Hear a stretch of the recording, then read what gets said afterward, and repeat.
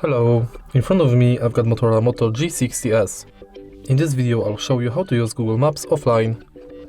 In the beginning, enter Google Maps.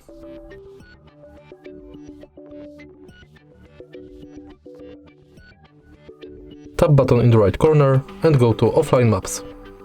Now select your own map and adjust the area you want to download.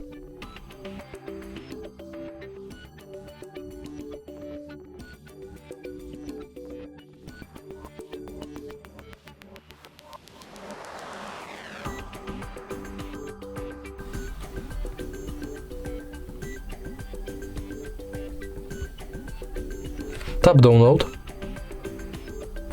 and wait a little bit. Now you can enter your map and navigate offline in area you downloaded.